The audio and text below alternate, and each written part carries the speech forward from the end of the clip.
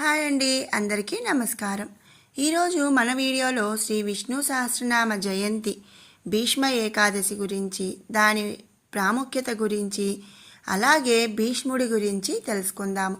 ఈ వీడియోని ఎవరు స్కిప్ చేయకుండా ఆఖరి వరకు కూడా చూడండి. మంచి మంచి విషయాలైతే మనం తెలుసుకోవచ్చు.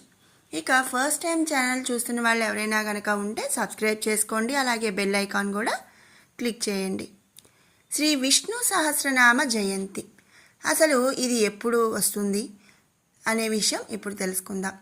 మాఘ శుక్ల ఏకాదశినే భీష్మ ఏకాదశి అంటాము. ఈరోజు శ్రీ విష్ణు సహస్రనామం భీష్మ పితామహుడు పాండవులకు చేసిన మహోపదేశం.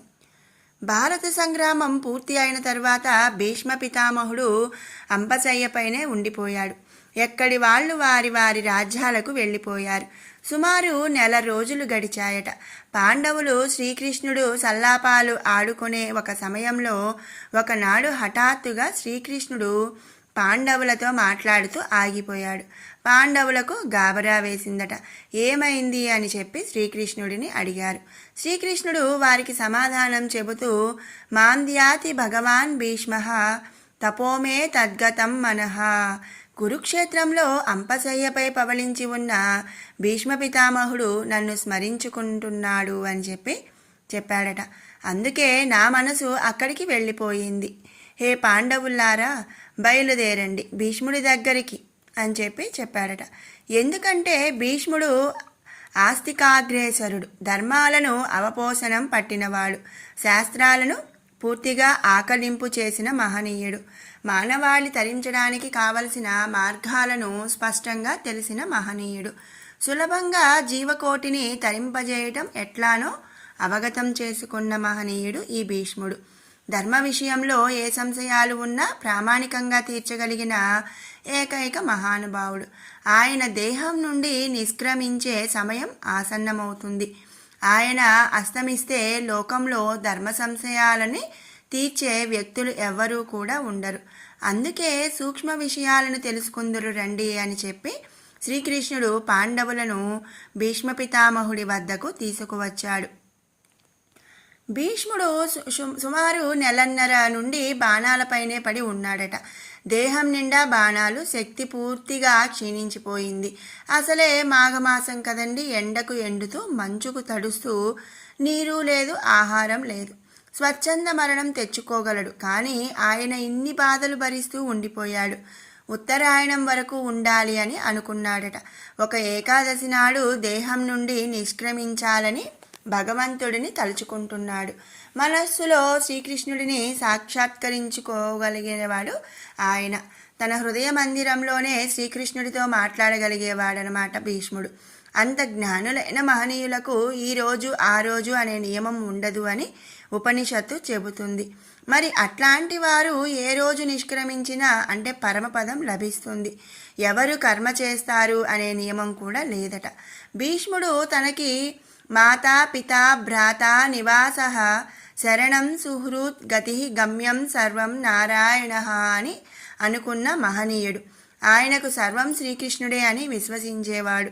అందుకు ఆయన ఏనాడు మరణించినా కూడా భగవంతుడి సాయుధ్యం కలుగక మానదు అని చెప్తున్నారు.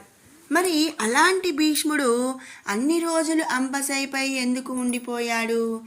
ఇది అందరికీ కూడా అనుమానం వస్తుంది. ఆ ప్రశ్నకి ఇప్పుడు మనం తెలుసుకుందాం. ఆయనకు తను చేసిన దోషం ఒకటి స్పష్టంగా జ్ఞాపకం ఉంది. చేసిన ప్రతి దోషం కూడా శరీరంపైనే రాసి ఉంటుందట. అది తొలగితే తప్ప సద్గతి ఏర్పడదట. ఏ దోషం చేశాడు ఆయన? ద్రౌపదికి సభా మధ్యంలో అవమానం జరుగుతుంటే ఏమీ చేయలేకపోయాడు. భగవద్భక్తురాలికి అవమానం జరుగుతుంటే చూస్తూ కూర్చుండిపోయాడు భీష్ముడు. ద్రౌపదికి శ్రీకృష్ణుడంటే అత్యంత ప్రేమ. తన గురువు వశిష్ఠుల వారు చెప్పారట, మహత్యాపది సంప్రాప్తే స్మత్తవ్య భగవాన్ హరిహి అని. హే ద్రౌపది, ఇతరులు ఎవ్వరూ కూడా తొలగించని ఆపద వచ్చినప్పుడు శ్రీహరిని స్మరించుకో అని. ఆనాడు సభా మధ్యంలో తన 5 అతి పరాక్రమమైన భర్తలు ఏమీ చేయలేకపోయారు. వారు కౌరవులకి బానిసలైపోయారు. కౌరవులను ఎదిరించడానికి వీలు లేకుండా పోయింది. వారు కేవలం సామాన్య ధర్మాన్నే పాటించారు. కానీ సాటి మనిషిగా ఆమెను కాపాడాలనే విశేష ధర్మాన్ని పక్కన పెట్టారు. శ్రీకృష్ణుడు తన భక్తులకి జరిగే అవమానాన్ని సహించలేడు. అలా చేసినందుకు మొత్తం 100 మంది కౌరవులను కూడా మట్టు పెట్టాడు. ఆ దోషంతో పాండవులకు అదే గతి పట్టేది. కానీ అలా చేస్తే చివర తను ఎవరిని రక్షించాలి అని అనుకున్నాడో ఏమో, ఆ ద్రౌపదికే నష్టం జరుగుతుందని వారికి అట్టే ఉంచేశాడట శ్రీకృష్ణుడు. ఈ విషయం భగవంతుడే అర్జునుడితో చెప్పాడు. ఎప్పుడైతే ద్రౌపదికి అవమానం చేశారో వారందరినీ అప్పుడే తీసి పాడేశాను.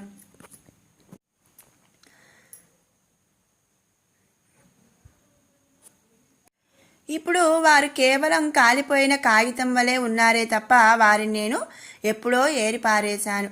నీకు ఆ గౌరవం కట్టబెట్టాలని యుద్ధం చేయమని చెబుతున్నా అని శ్రీకృష్ణుడు అర్జునుడితో అన్నాడట. భీష్మ పితామహుడు ఆనాడు ధర్మరాజుకు తలెత్తిన సందేహాలను తీరుస్తుంటే పక్కనే ఉన్న ద్రౌపది నవ్వుతూ, తాత, ఆనాడు నాకు అవమానం జరుగుతుంటే ఏమయ్యాయి ధర్మాలు అని అడిగిందట. అందుకు భీష్ముడు, అవును ద్రౌపది, నా దేహం దుర్యోధనుడి ఉప్పు తిన్నది, నా ఆధీనంలో లేదు. నాకు తెలుసు నీకు అవమానం జరుగుతుందని, కానీ నా దేహం నా మాట వినలేదు. అంతటి ఘోర పాపం చేశాను కనుక ఆ పాప ప్రక్షాళన కోసం ఇన్నాళ్ళు అంపశయ్యపై పడి ఉన్నాను అని చెప్పాడు. హస్తిన సింహాసనాన్ని కాపాడుతాను అని తాను తన తండ్రికి ఇచ్చిన వాగ్దానానికి కట్టుబడి ఉండిపోయాడు భీష్ముడు. కానీ పరిస్థితుల ప్రభావంచే విశేష ధర్మాన్ని ప్రక్కన పెట్టాడు. హే ద్రౌపది, కృష్ణ భక్తిలో ఎట్లాంటి కల్మషం లేదు. కానీ శరీరం దుష్టమైపోయింది. దాన్ని పరిశుద్ధం చేసుకోవాలనే ఈ అంపశయ్యపై పడి ఉన్నాను. అందుకు ఈనాడు నేను ధర్మాలను చెప్పవచ్చును అని పాండవులకు ఎన్నో నీతులను బోధించాడు భీష్ముడు.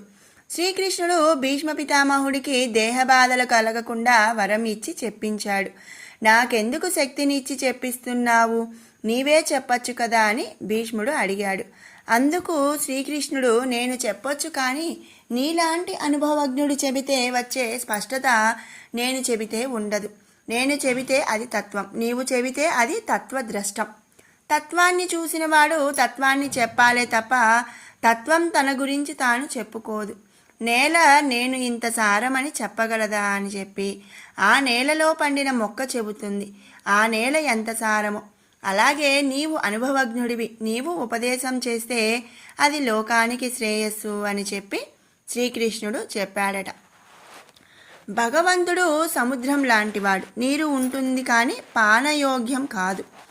మరి సముద్రంలో నీళ్లు ఉప్పగా ఉంటాయి కదండి, అలా తాగటానికి యోగ్యం కాదు. అదే నీటిని మేఘవర్షిస్తే పానయోగ్యం. అందుకే భగవద్జ్ఞానం నేరుగా కాకుండా భగవత్తత్వం తెలిసిన భీష్ముడి ద్వారా అది అందితే లోకానికి హితకరం అని చెప్పి శ్రీకృష్ణుడు చెప్పాడు. అట్లా శ్రీకృష్ణుడు వరమిచ్చి భీష్ముడి ద్వారా ధర్మసారాన్ని పాండవులకు ఉపదేశం చేయించాడు. భగవద్గీత శ్రీకృష్ణుడు నేరుగా చెప్పాడు, కానీ శ్రీ విష్ణు సహస్రనామాల్ని భీష్ముడు ద్వారా చెప్పించాడు. అందుకే శ్రీ విష్ణు సహస్రనామాల వల్ల సులభంగా తరించ వీలు ఉంటుంది అని చెప్పి మనం తెలుసుకోవాలి. ముఖ్యంగా విష్ణు సహస్రనామం జపం ధ్యానం వల్ల భయం తొలగుతుంది, శుభం కలుగుతుంది. గణపతిని, వ్యాస భగవానుని, పితామహుని, పాండవులను, తల్లిదండ్రులను, గురువులను భక్తిపూర్వకంగా స్మరించి తదుపరి ఈ దివ్యనామాలను జపిస్తే తేజోమయుడైన పరమాత్ముని ధ్యానించి బాధల నుంచి విముక్తులము కాగలుగుతాము. జై శ్రీమన్నారాయణ. మరి తెలుసుకున్నాము కదండి భీష్మ ఏకాదశి శ్రీ విష్ణు సహస్రనామ జయంతి గురించి. మీకు ఈ వీడియో నచ్చినట్టయితే లైక్ చేయండి, షేర్ చేయండి. అలాగే మరిన్ని అప్డేట్స్ కోసం మన ఛానల్ని సబ్స్క్రైబ్ చేసుకోండి. మరొక మంచి వీడియోతో మళ్ళీ కలుసుకుందాం. Thanks for watching.